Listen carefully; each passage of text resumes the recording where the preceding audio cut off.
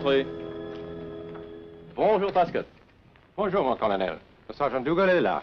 Je suis désolé de vous ennuyer avec cette histoire, mais j'en ai parlé avec la délégation de la Résistance.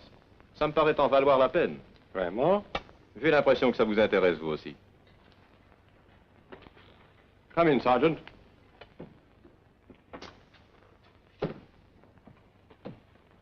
Asseyez-vous, mon vieux. Cigarette?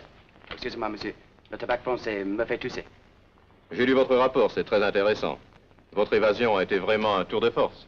C'était Godowski qui arrangeait toute la chose, monsieur. C'est tout à fait un type épatant. Est-ce que c'est qui a pu échapper aussi? Non, non, il n'a pas pu échapper aussi. J'espère que tout est bien pour lui. Je voudrais vous poser quelques questions. Vous avez atteint Reims tous les deux sans encombre, n'est-ce pas? Pardon, monsieur, sans quoi? Sans encombre, sans complications, sans histoire. Ah, oui, pas d'histoire du tout. C'était tout à fait trop bien pour être vrai. Oui. Écoutez, mon vieux, je crois que le mieux serait encore que vous nous racontiez vous-même tout ce qui vous est arrivé à partir de Reims.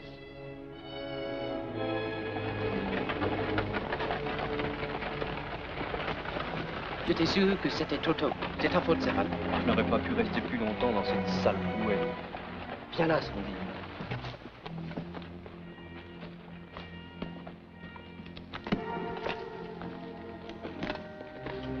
Nous allons fumer. Dis donc, tu m'avais pas dit qu'il t'en restait. Une seule. Une pauvre petite cigarette tout autour.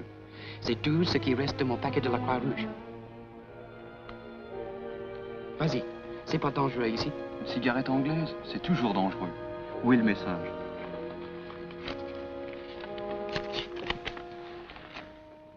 Café du commerce, Reims. Le café? Chouette. On va bouffer. J'ai la dent. Tais-toi, parle correctement. Quoi? Bouffer? C'est correct. C'est l'agre. Oui, mais quand tu parles argot, tu as encore plus d'accent. Le message dit que c'est seulement un de nous deux qui doit aller au café du commerce. Moi, je peux pas aller tout seul. Si tu dis que j'ai l'accent, surtout quand je parle argot. Oui, et évidemment, on ne doit pas beaucoup parler l'écossais à Reims. Allez, j'y vais. Quel est le mot de passe déjà? Un rancio bien tassé s'il en reste. Ça m'intéresse pas. Ça veut rien dire en écossais. Et si tu me rapportes pas quelque chose à manger, je vais mourir.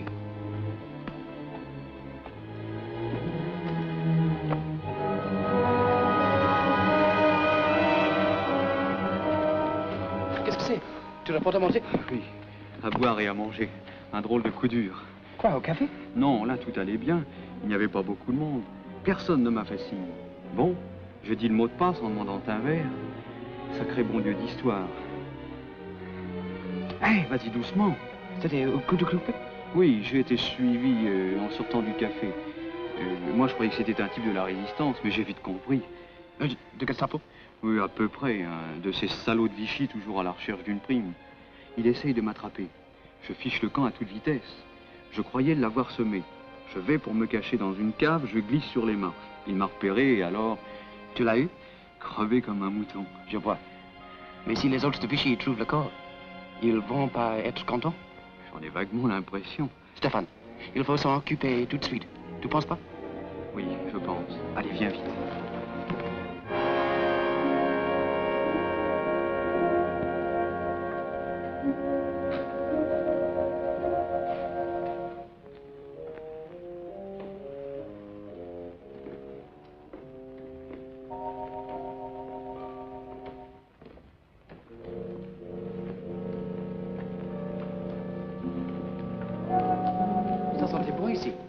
Qu'est-ce que c'est? Je vine un feu. C'est une cave pour le pinard? On ne peut rien te cacher. Dis donc, Stéphane, on pourrait toujours s'essuyer? T'excite pas, tout est vide. Les Boches ont déjà passé avant nous. C'est curieux, c'est juste ici que... Et tu es sûr que tu l'as fini, ce garçon? Certain. Ah oui, tu as raison. C'est curieux. S'il était mort, il n'avait pas dû partir à pied. Qu'est-ce que vous faites là, vous autres?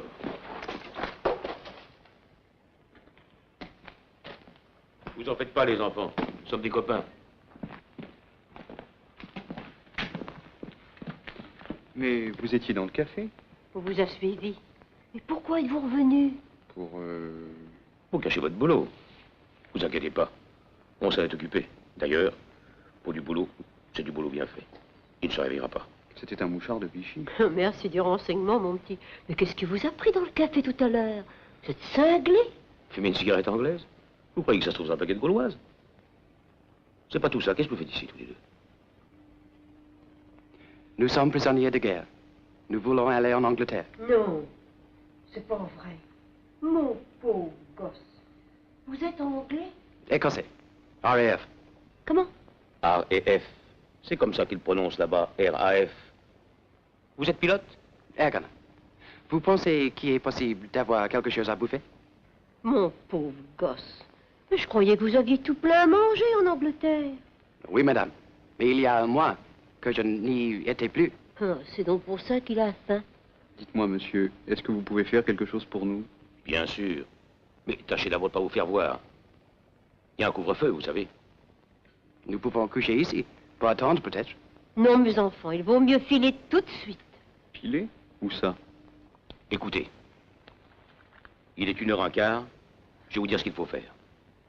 Retournez sur la route de Montigny. Suivez-la pendant 2 kilomètres jusqu'à un pont. Vu? Bon. Là passe un petit ruisseau. Vous le longerez sur la gauche.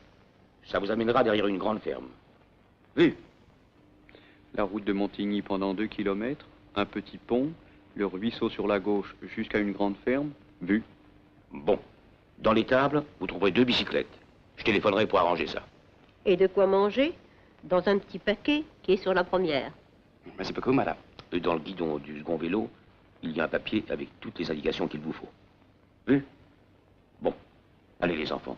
Et bon voyage. Merci, monsieur. Dites-vous, c'est dans un petit paquet? Merci, au revoir. Allons, viens, Sandy.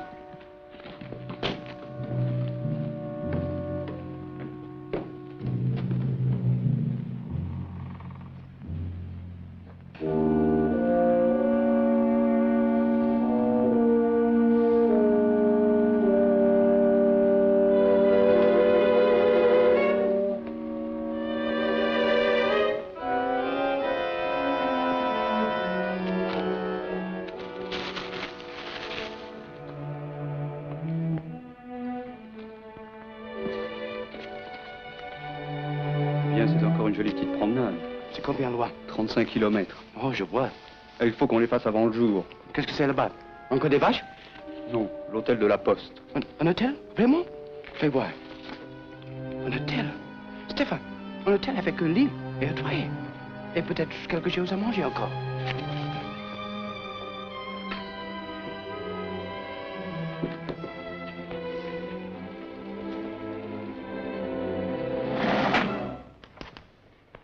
Pardon de vous déranger. Vous avez vos papiers? Vous êtes arrivé cette nuit? Oui. Qu'est-ce que vous voulez? Vos papiers, police. Je vais à Reims. Je suis mécanicien. Je viens d'Irlande. Vous êtes irlandais? Mécanicien? Ah, juste, oui. Mon usine a été bombardée. Oui, oui, ça va. Merci.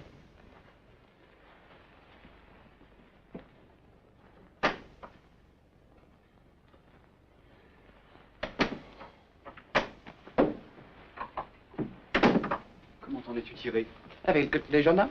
Ils m'ont juste demandé quelques questions. Et qu'est-ce que tu as dit? J'ai dit juste ce que tu as dit que je dis. Et ça a pris? Tu sais, j'avais beaucoup répété les phrases avec toi. C'est bien qu'on avait fait ça. À cause de mon accent. Écossais. Mais ces gendarmes-là, ils doivent penser que l'Irlande et l'Écosse étaient la même chose. Et toi? Ça a bien marché aussi. Allez, debout maintenant, mon vieux, il faut filer. Oui, oui, avant le petit déjeuner. Non, comment? Je ne dis rien. On s'en va encore en bicyclette? Non, cette fois-ci, on prend le train. Le patron de l'hôtel m'a donné tous les tuyaux. C'est un brave type aussi. Il faut s'habiller avec ces affaires-là. On prend le train à 9h42, le deuxième wagon après la locomotive. Tu liras ce journal dans le compartiment. À un moment donné, je te demanderai si tu peux me le prêter. Alors, tu me diras le mot de passe, c'est celui de lundi. Oui. Bon, alors le copain de la Résistance qui doit nous contacter me donnera son journal en disant « Prenez toujours celui-ci, c'est celui d'hier ». Je vois. Et il nous dira après ce qu'il faut faire? Il faut espérer. Est-ce qu'on vraiment doit porter ces choses-là? Elles sont dégoûtantes.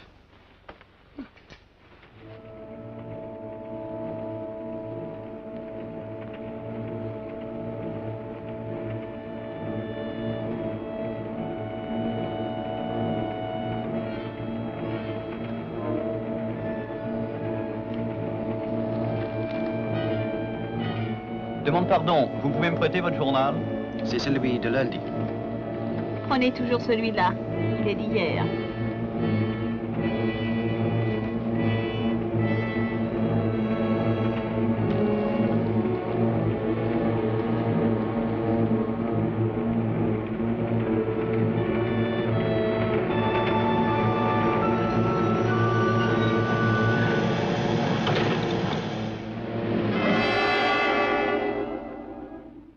Le conducteur de la locomotive, il était aussi de la résistance, probable.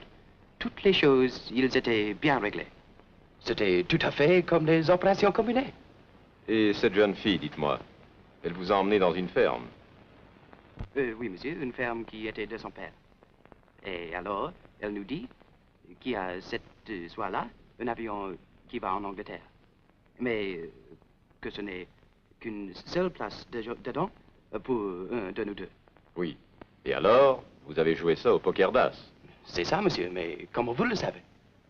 C'est parce que je suis très intelligent. Oui. Et alors, qu'est-ce que je disais? Et alors, j'ai gagné. Et alors, Jean nous a donné des vêtements. Et alors, on a mangé. Quand part-il? On ne peut jamais savoir au juste, vous savez. En tout cas, pas plus tard que 3 heures du matin. Mon père viendra le chercher. C'est une longue promenade à faire? Oh, les aviateurs, ça n'aime pas marcher, hein? Non, rassurez-vous, cette fois-ci, vous aurez votre automobile et on vous conduira droit à l'avion. Comme pour un voyage d'Air France, ok?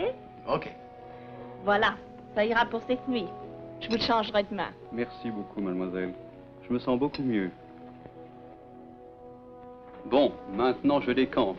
Réveillez-moi pour que je dise adieu à Sandy. Pas adieu, Stéphane. J'espère bien au revoir. Bonsoir, mademoiselle. Et merci pour l'infirmerie.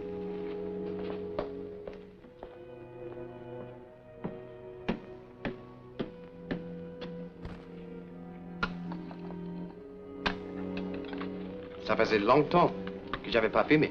Depuis Reims. Reims, oui, je sais. Vous seriez aussi bien fait de ne pas allumer votre cigarette. Ça vous a joué un mauvais tour. Pas à moi, à Stéphane. C'est lui était au café de commerce à Reims. Reims? Vous voulez dire café des marronniers? Non, café de commerce. J'ai lu les instructions moi aussi. Et je me rappelle bien. Ah, café du commerce. Oui, c'est là que ce garçon de Vichy avait remarqué Stéphane. Et il l'avait suivi après, juste dans le car pour le pinard. C'est l'automobile? Oui, oui. Bon, je vais dire goodbye à Stéphane. Dites à votre père, s'il vous plaît, que je pars tout de suite.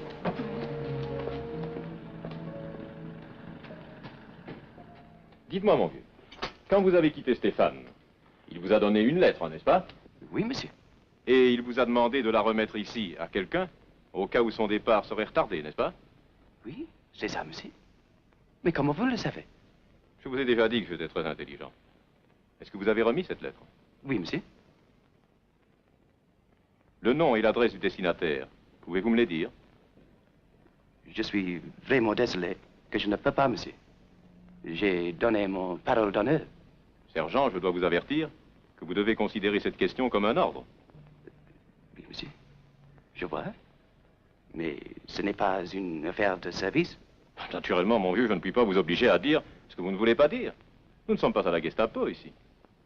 Mais je crois que je pourrais vous convaincre que votre devoir, et pas seulement votre devoir militaire, est de nous dire tout ce que vous savez, malgré votre parole d'honneur.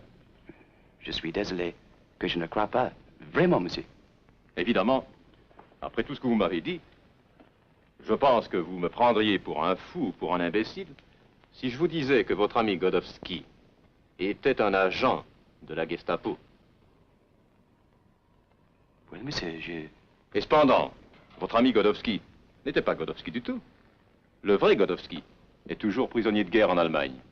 En réalité, votre ami Godowski ressemblait beaucoup au véritable Godowski. Et c'est pour ça que les Allemands l'ont choisi pour ce petit travail. Les types de la Gestapo sont très malins, voyez-vous, mon vieux.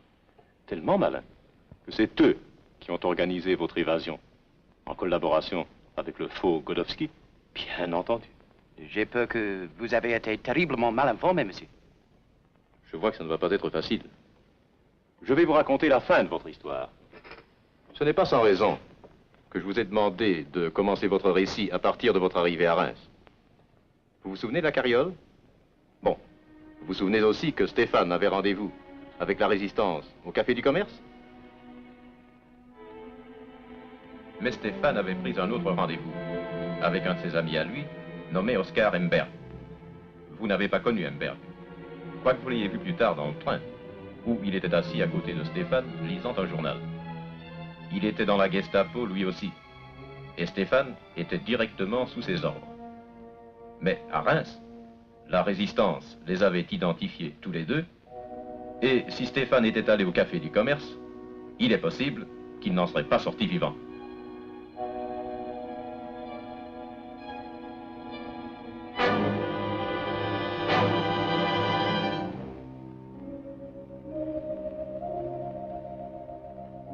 Il avait envie d'abandonner la partie. Mais Emberg insista pour la continuer, puisqu'il était indispensable pour eux de vous faire porter ce message à Londres. C'est pourquoi il emmena Stéphane non pas au Café du Commerce, mais au Café des Marronniers.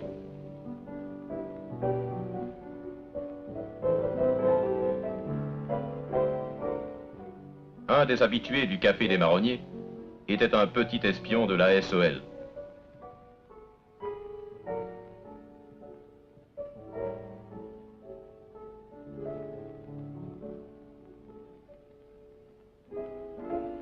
Oh, ce n'est pas par erreur que Stéphane alluma une cigarette anglaise.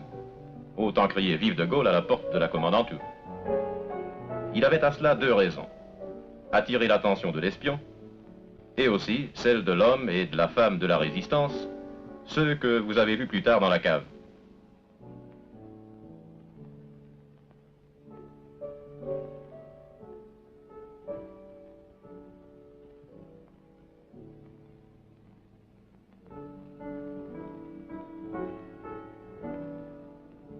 Stéphane attendit qu'il soit bien amorcé, puis il sortit, suivi par l'espion, lui-même suivi par l'homme et la femme de la Résistance.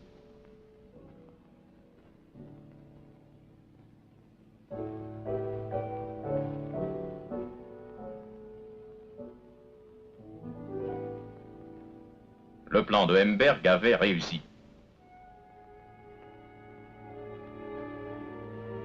Stéphane se dirigea vers la cave. Il s'assura qu'il était bien filé. Le type de la SOL le suivait.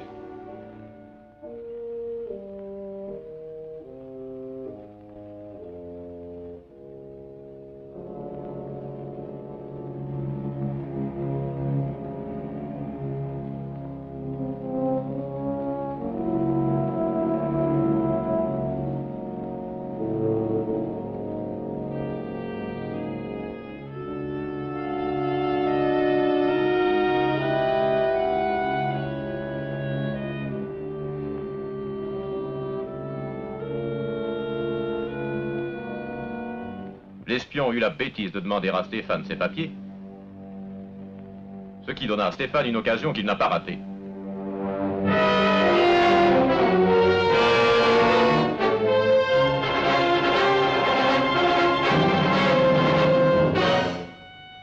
Le coup avait bien porté.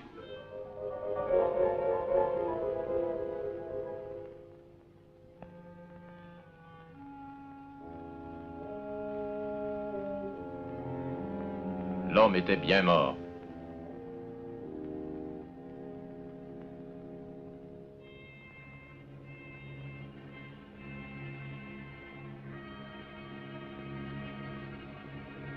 Stéphane quitta la cave, sachant que son plan avait réussi.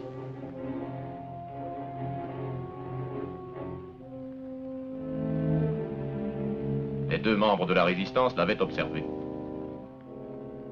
Oui, oui, mais je ne comprends pas. Si Godowski était un espion, pourquoi un espion voudrait-il tuer un autre espion? Pour convaincre les gens de la Résistance qu'il était vraiment un prisonnier évadé. Évidemment. Oh, je vois. Vous savez, mon vieux, les espions sont des gens un peu à part. Oui, oui, je vois. Par-dessus le marché, lui et Emberg voulaient absolument faire connaissance avec d'autres gens de la Résistance. À ce moment-là, ils collectionnaient de nouvelles victimes. Cet homme et cette femme. Et ensuite, les fermiers qui vous avaient fourni les bicyclettes, et ensuite, le propriétaire de l'hôtel de la Poste. Tout cela leur faisait un beau tableau de chasse. L'hôtel de la Poste? Alors, vous voulez dire que les deux gendarmes? Évidemment.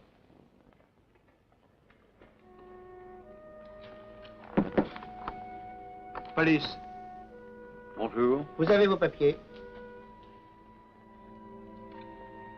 Ah, monsieur Leblanc. C'est vous, monsieur Leblanc. Excusez-nous, monsieur. Je vous en prie. Merci, mon vieux. Dites-moi, le gentleman de la chambre numéro 8, vous avez compris? Entendu, monsieur.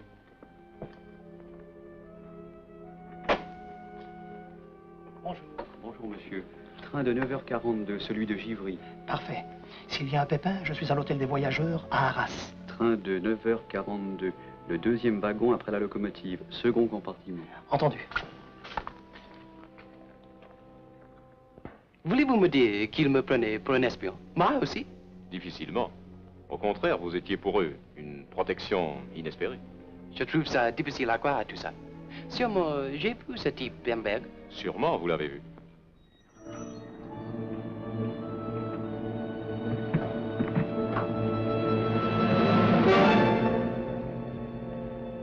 Et maintenant, nous arrivons à la ferme.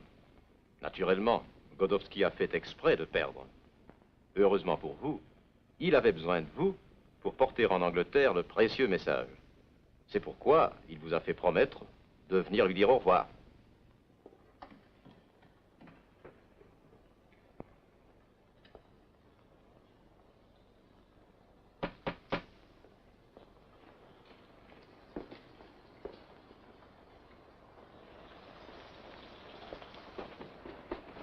Le gars de l'ARA est prêt? Une seconde, papa. Dis donc, Jeanne, tu sais que vous y suivez en train aujourd'hui. Sans blague.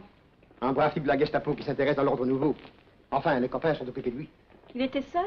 Oui. C'est curieux. Généralement, il travaille deux par deux. Je vous demande pardon de vous déranger comme ça, monsieur. Ah, de rien, de rien. Oh, merci. Voilà. Au revoir, mademoiselle. Merci beaucoup pour toutes les choses. J'espère beaucoup que je vous revois. Adieu, RAF. Bon voyage. Ah non, dépêchons-nous.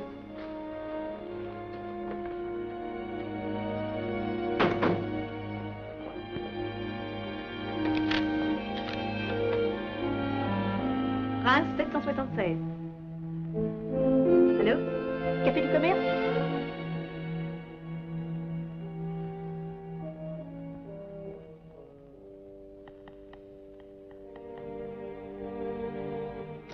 Je ne vous ferai pas attendre. Laissons seulement l'auto s'éloigner.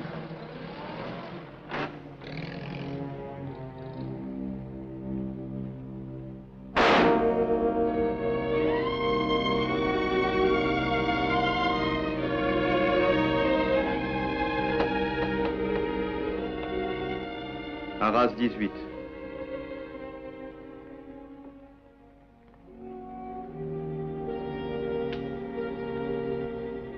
Allô, le 18, l'hôtel des voyageurs. Je voudrais parler à monsieur Hemberg.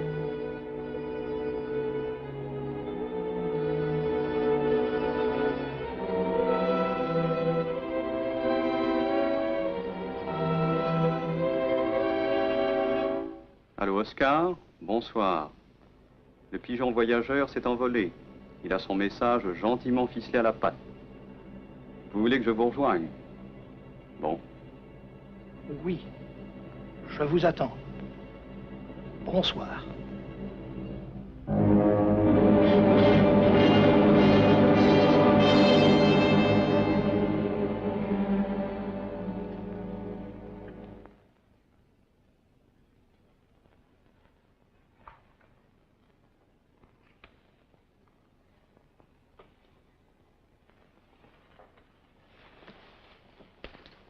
Vous pensez à la pauvre petite Jeanne, hein, Sandy?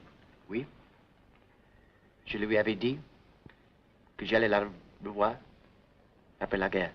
Oui, mon vieux, tout ça est terrible. Mais peut-être qu'un jour, il y aura en France un nouveau tombeau sous l'Arc de Triomphe. Celui du civil inconnu.